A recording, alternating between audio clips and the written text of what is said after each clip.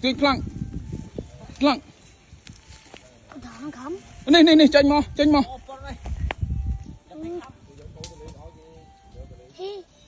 thì cái Lanh một tay. nó khóm nè Ăn thúng anh.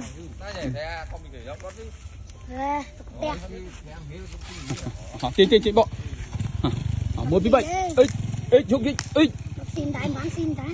ấy tiệt nhà hối mà Tục té. ấy chà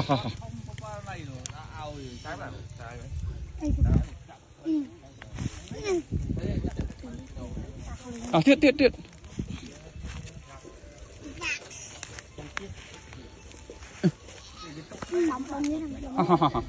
bỏ đó hối ít ít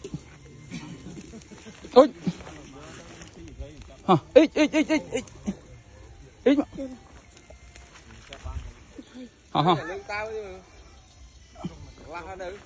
Bao nhiêu đi ấy. nó thấy chạy play nó đấy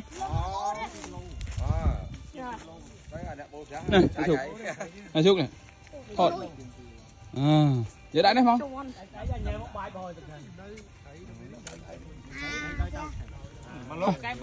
phê đi tiện nè này không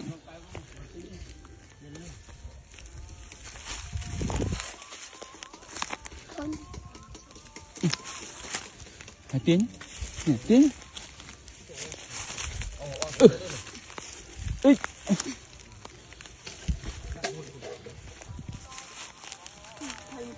Tại sao một tiêu này?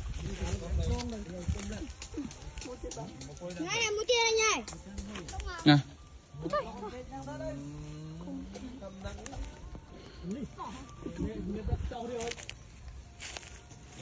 cái anh